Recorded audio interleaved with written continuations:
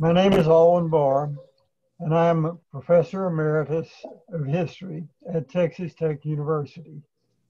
I'm an American historian who's taught courses on the history of the South, the Civil War and Reconstruction, African American history, and Texas history, to give you some sense of my own background.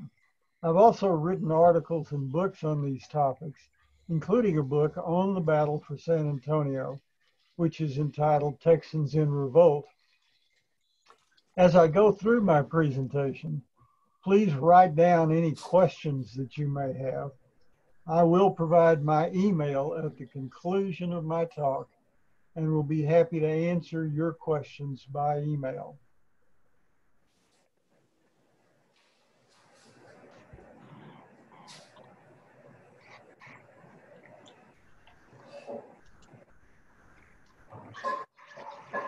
Hopefully you're looking at a map.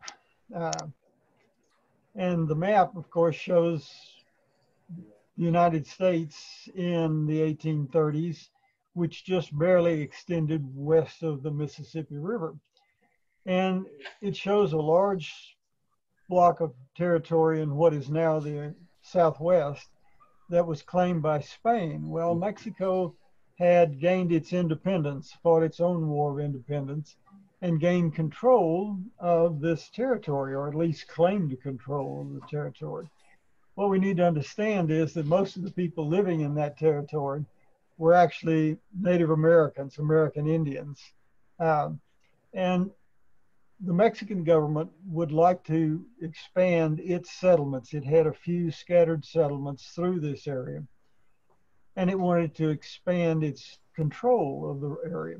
So it had encouraged settlers from farther south in Mexico, but the numbers were small. And so in their next step, they encouraged new settlers who might be interested in coming from the United States through Arkansas and Louisiana. And that's where we begin to get into the that I want to describe. There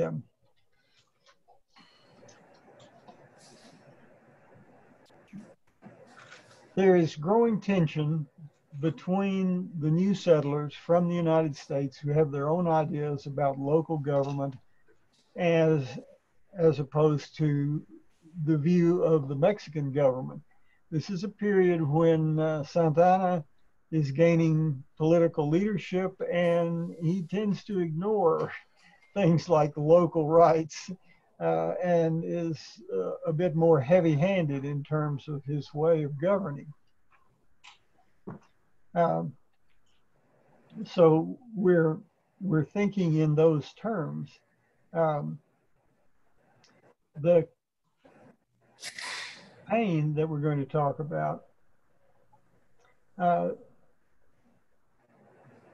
includes several crises, and we're going to, of course, begin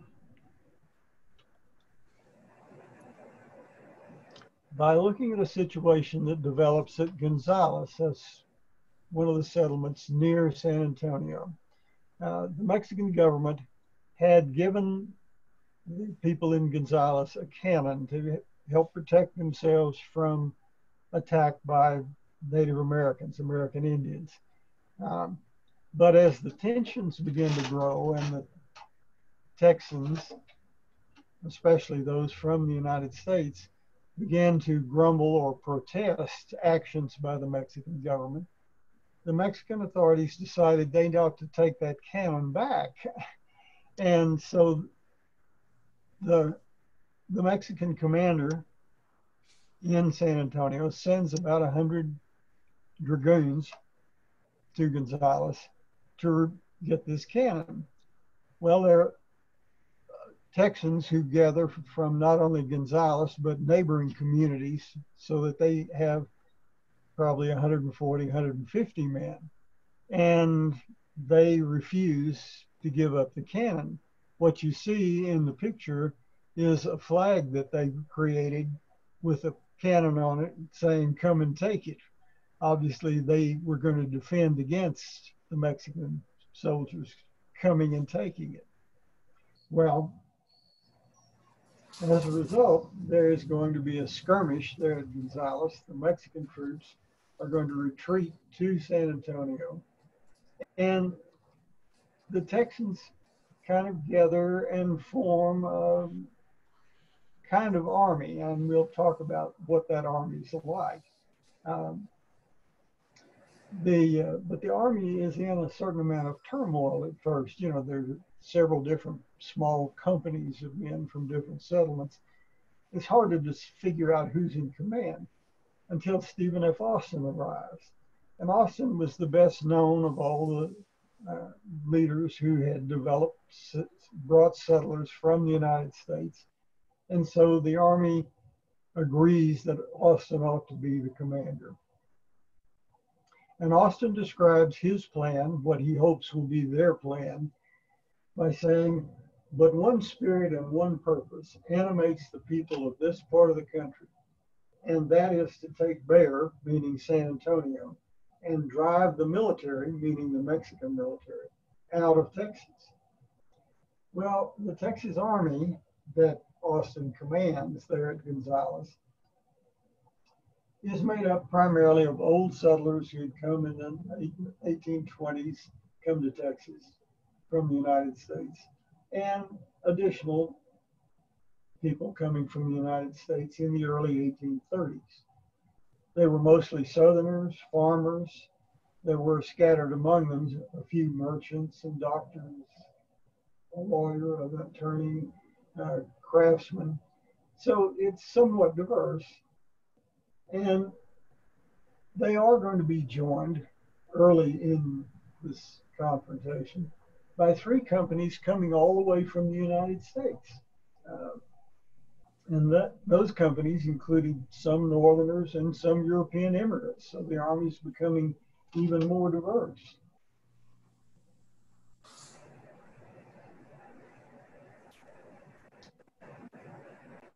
This is a picture of Austin, who becomes the commander at this point, and who is trying to develop cooperation and a plan for dealing with San Antonio, advancing to San Antonio. And this is Juan Seguin. Juan Seguin is a Mexican Texan. He's on the Texan side, opposing the Mexican army in San Antonio. And he's the leader of a group of cavalry, Mexican Texans like himself, who are from the San Antonio larger area or from Goliad. And of course, this provides the greatest diversity in the Texan army.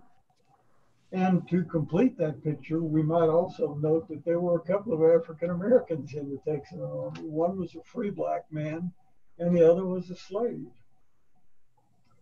The army itself is fascinating. It was a democratic army. You don't normally think of democracy when describing an army, a military unit. What I mean by that is they elected their officers, and the officers voted among themselves on whether to attack or maneuver or what to do. So it's an army that is not well disciplined, certainly. The individual soldiers fired their weapons, without orders. Perhaps they were shooting at some animal for lunch or for dinner that night. Sometimes they were just celebrating something. They didn't always take orders well. The officers commanded more or less by being popular leaders, but they couldn't always get the men to do exactly what they said. And the soldiers, the members of this army, came and went. They had obviously come there, but they thought of a variety of reasons where, as individuals, they might leave again. I'm going to check on my family. I'm going to see about my farm or my cattle, things of that sort.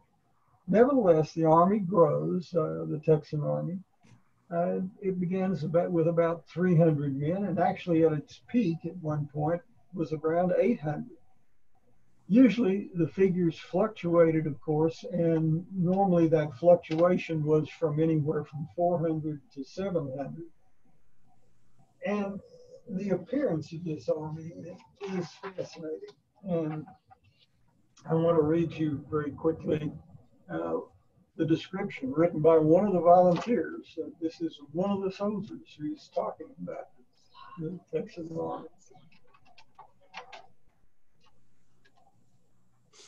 And here you can see, but I'm going to go ahead and read this for those of you who may not have the best view. This soldier said, "Our only arms were bowie knives and long single-barrel muzzle-loading flintlock rifles." That could be a good weapon, of course. Others did mention that a few of them had shotguns, but in his view, these muzzle-loading rifles were their main weapon, along with bowie knives. He says buckskin breeches were the nearest approach to a uniform, some being new and soft and yellow, while others, from long familiarity with rain and grease and dirt, had become hard and black and shiny. Boots were almost unknown among these soldiers. Some wore shoes, some wore moccasins. Here, a broad-brimmed sombrero overshadowed the military cap at its side. Here, there, a tall beegum, another kind of hat, rode familiarly beside a coonskin cap, with the tail hanging down behind on the coonskin cap. Here, a big American horse loomed above the nimble Spanish pony that was by its side. There, a half-broke Mustang pranced beside a sober, methodical mule. Here, a bulky roll of bed quilts jostled a pair of store-bought blankets. There, the shaggy brown buffalo robe contrasted with a gaily checkered counterpane. In lieu of a canteen, each man carried a Spanish gourd. They were a fantastic military array to a casual observer.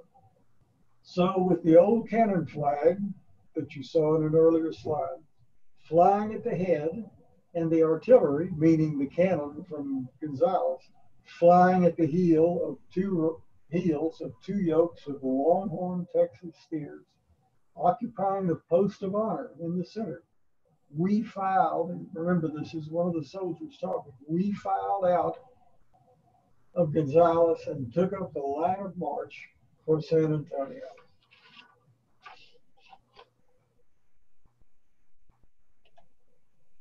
Now we need to know something about the Mexican army that's defending San Antonio. This is the commander, Martin Cox.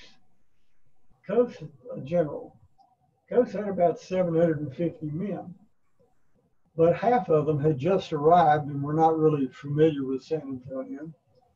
Then they included 200 men who were infantry, part of what was called the Morelos Battalion. There was some artillery, and there were about 500 cavalry from Presidios in northern Mexico. These men, the ones from the Presidios, were probably less committed than the regulars, if you want to call the Morelos Battalion that. They were less committed because they had been organized to defend various communities in northern Mexico. And then they were being pulled in to attack San Antonio, not their original goal. The Mexican army is also ethnically diverse. Most of them had some Spanish background, but some had some Indian background, Native American. Certainly there were people who could be called mestizos, and there were a few black soldiers in the Mexican army as well.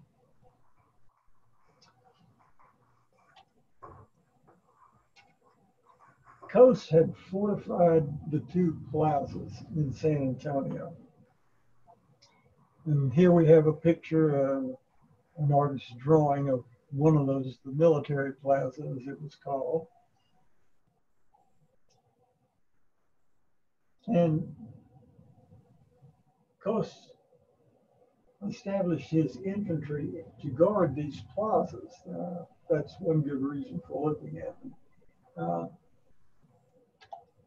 And here we have the other plaza, what was called the main plaza. You get a sense again from an artist's conception of what they look like.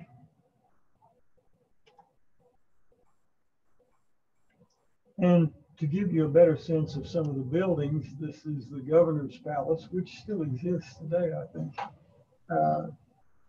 One example of the kind of buildings in San Antonio. And another example, San Fernando Church. So you get some feel for what San Antonio and these military plazas, or these plazas, these two plazas, look like. Cos stationed his infantry to guard the plazas, put his cavalry in the Alamo. He had several cannons, so he was in a fairly strong position. For the Texan side, the consultation government sent representatives. The consultation government was a kind of emerging political group of leaders on the Texan side. And they sent representatives to the army. Now, Austin was inclined to want to go ahead and advance into San Antonio and attack Cos. Well, among the people that representatives from the consultation government was Sam Houston and some others, and they thought the Mexican position was pretty strong, and so they were reluctant. And so what we have is a kind of running debate on the Texan side about what to do next. The Texans did cross Salado Creek, and they skirmished with the Mexican army and camped near Espada Mission.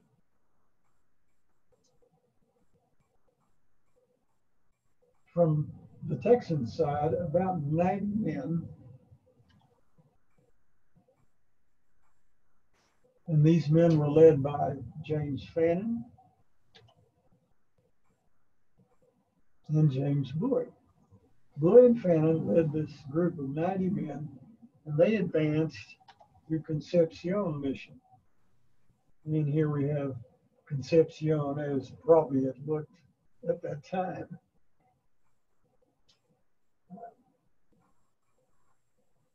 On October the 28th, Cos decides that he wants to attack Boyd and Fannin and their men. And he sends out 275 men to make the attack. So clearly they have an advantage in numbers. They advance through a morning fog, and about 70 infantry launched the early attack. If you look at this map, you'll see Concepcion Mission in kind of the lower right. The Mexican infantry who are going to launch the first attack are to the left of the mission, and they have a cannon with them. Fannin and Bowie are in the river valley, the San Antonio River Valley. And their position is between the river itself and this prairie where the infantry are going to advance, but they're behind kind of an embankment where the land starts to drop off down to the river. So they're almost like being in a trench. They're more protected than the Mexican troops that might be conducting the attack. There are also Mexican cavalry, but the cavalry were sent out on the other side of the river to cut off the retreat of the Texans. But the land there includes trees and the river valley, which is not ideal land for the cavalry. And so the cavalry are kind of there, but they're not doing much in comparison to the infantry. Well, when the infantry attack, the Texans, from their better defended position, opened fire on them, and the Texan rifles had greater range than the Mexican muskets. And the result was that they drove off the attack of the Mexican infantry and actually counterattacked and captured the cannon that was with the Mexican infantry. It's clear, and we'll see this again later, the Mexican losses clearly were heavier than the Texan losses. The Texan rifles both had a longer range and were probably more accurate than the Mexican muskets. Well, again, we have a debate then, with Austin wanting to attack San Antonio and other officers saying, well, no, Costa's position is still too strong. And so we have, a kind of crisis of sorts. And so the Texans turn to the idea of having a siege where they will surround San Antonio and try to cut off supplies and reinforcements from the Mexican army. And the Texans received more reinforcements themselves. About 300 settlers from East Texas, farther away, arrived during early November. And when they arrive, Austin again raises the possibility of an attack. And again, there's a debate. And part of the problem is the weather's getting cold. And even though 300 new soldiers have arrived from East Texas, there are about 150 men from the original force who've gone home, claiming that they were going after winter clothes. Now, some of them came back, some of them didn't. Some stayed to take care of family or farm or whatever. The Texas cavalry were active during this period, and they were circling San Antonio, trying to cut off supplies and reinforcements from the Mexican army. And the people who were doing this were primarily Seguin's men, who were mounted and could undertake that sort of activity.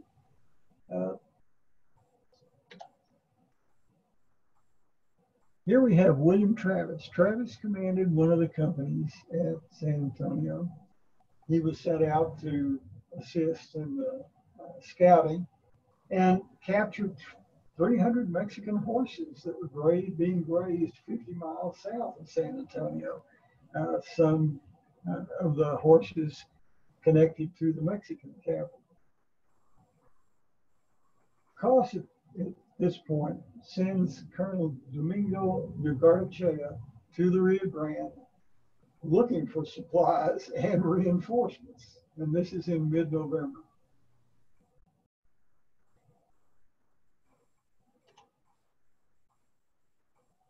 This next slide is a little hard to read. This is the flag of the New Orleans Grays, a new company that's come from Louisiana to join the Texas Army.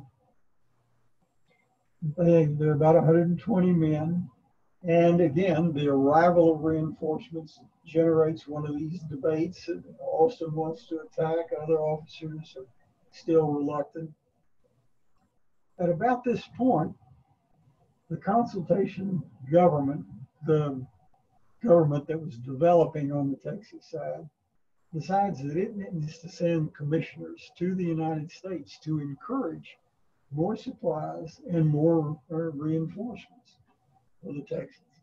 And because Austin is the best known of the Texan leaders, they want him to be part of this group of commissioners going to the United States.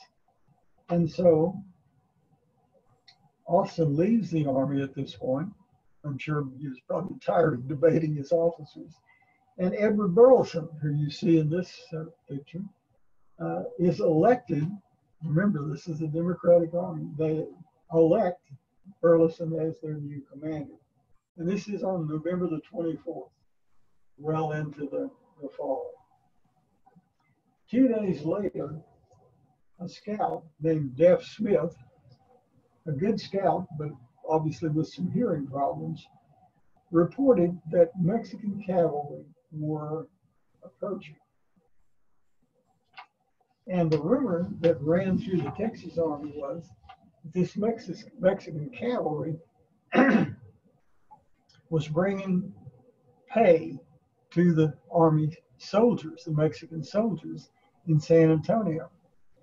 Well, Burleson sends out men to intercept this Mexican cavalry.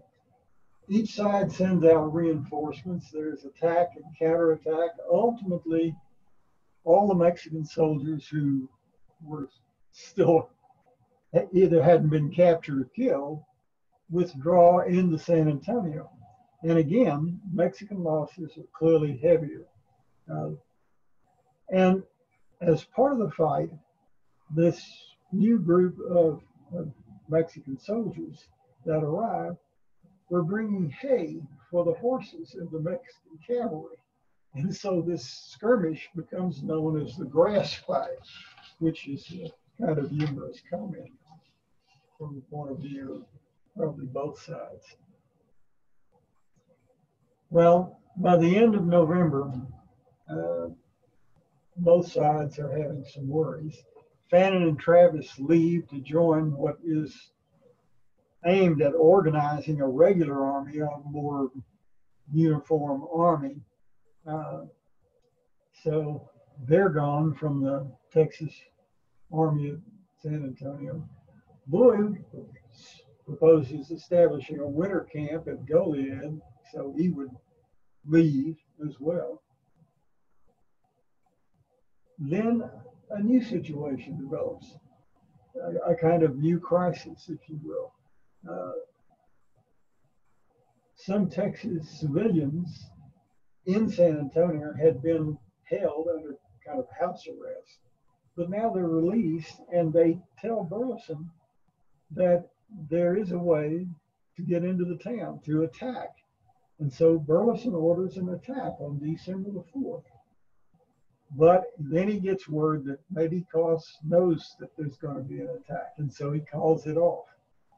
The army is on the verge of breaking up at this point. Burleson himself is thinking maybe a winter camp at Goliad would be a good idea. At that point, a Mexican officer surrenders to the Texans, and he tells the Texans that Coss and the Mexicans have plenty of morale problems of their own. And so that sort of rallies the Texans, I think we could say. And at this point, and which is portrayed here in this fairly famous painting, the title of the painting is "Who Will Go with Old Ben Milam into San Antonio?" Well, Milam is the man raising his hat in the picture. And presumably Milam said something roughly along those lines, rallying volunteers to attack. And over 300 of the men in the Texan army agreed to join Milam in this attack. So there is a two-pronged attack. Oh, I should have mentioned that the attack is divided between Milam and Frank Johnson. This is a picture of Johnson in his later years, presumably. I doubt that he looked quite like this during the fighting. Milam took the right-hand side of the attack with 6 companies and 2 cannon. These companies are very small, though. And Johnson took the left-hand side with 8 companies. And yet, of all these men, 14 companies, there were only 350 men who were going to join in this attack. Well,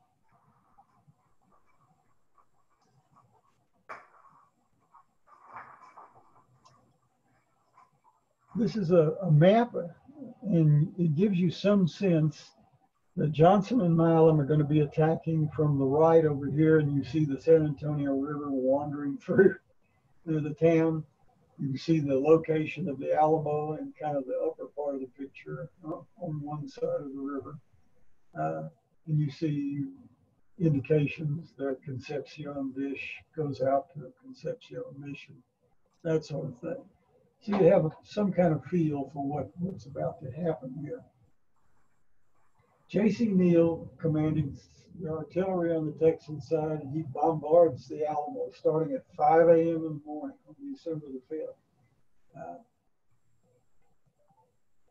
The Texans who weren't involved in the attack were companies with Burleson still, protecting their own camp, the Texan camp, and their supplies. And they were also scouting to be sure that they would be aware of any supplies or reinforcements coming on the Mexican side.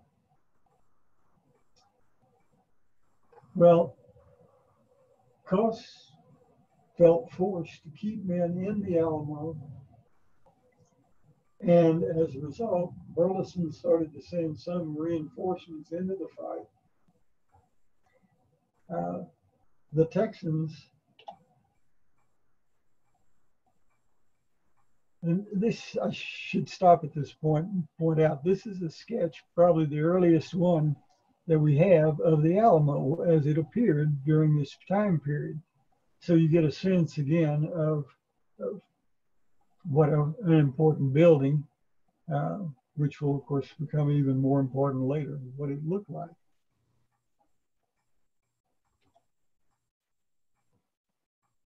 And this is the Veramendi house, and it's a house that the Texans captured in this attack. It still exists today, I'm pretty sure. So, you know, one can go and look at it. The Texans captured this house and another one so that they had a more advanced position in the town, although the Mexican artillery was pretty powerful enough to kind of pin them down in these houses. What they did was dig trenches at night from one house to the other so that they could communicate with each other from the Texans. Right? And also so that they could get water for the soldiers in these houses. On December the 6th and 7th, the Texans captured 2 more houses, so they're gaining ground in San Antonio, slowly but surely. On December the 7th, Mound and Johnson met at the Veramendi house to decide what the next move should be. They stepped outside to take a look, and a Mexican sharpshooter shot Mound and killed him. There were enough Texas sharpshooters nearby that they killed the Mexican sharpshooter, but obviously that had cost the Texans a leader, the man who had really helped launch the attack. Well, Johnson felt like that was a blow to morale, and so he felt that he needed to launch a new attack, kind of rally them in behind a new goal. They were in the Veramendi house. On this map, you can see it in the upper right. And they were going to launch an attack to capture the Navarro house, which you can see in kind of the upper central part of the map, which would be closer to the plazas where the Mexican troops were holding their ground. So you get a sense of where things are moving at this point. Actually, when they captured one of these houses, they found women and children in one of them and had to hustle them out the back, you know, and get them out of the fighting line of fire. The next decision on December the 8th was for the Texans to attack Zambrano Row. And it's not shown on the maps, but the fighting was fairly intense. It involved the Texans digging holes in the walls, and hand-to-hand fighting, and dust from the holes in the wall created kind of a ghostly appearance of the men as they fought in Zambrano Row. Well, at this point, we get another, and what might be the fourth and last crisis of the battle from the point of view of the Texans. Ugarte returns from the down Rio Grande with 600 men. All the Mexican army in San Antonio was really excited. They blew bugles and rang bells. And Cos threatened to attack the Texas camp, but Burleson, who was guarding the camp, had enough men to hold off the attack that was made. But the situation was a little different than the Mexican army had expected. It turned out that most of the new Mexican soldiers were untrained. They were new recruits with no training. and they had come without supplies. And so they represented more mouths to feed, a burden for coasts, rather than a well-trained reinforcement. At night, William Cook and the two companies captured the priest's house, which was facing one of the plazas. So the Texans have squeezed their control in a little more. Although the men in the priest's house were a little worried. One of them talked about selling our lives dearly if there was a counterattack. And Burleson was worried about supplies for the Texas army. Cost was even more concerned. He had less, in his mind, he had less than 100 trained men to hold the plazas. And he, too, was falling short in terms of supplies. And so he orders his men to pull back. They're going to pull back into the Alamo. Well, on the one hand, it was a position you could defend, but it was also going to be really crowded if all the Mexican troops squeezed into the Alamo. As a result, 4 companies of the Mexican cavalry, about 200 men, rebelled against the order. They literally rode out of San Antonio and almost trampled Cost on the way because they didn't want to be pinned up in the Alamo. So on December the 9th, the next morning, Cost took a look at his situation and decided it didn't look very good. And he gets in touch with the Texas commanders and offers to surrender.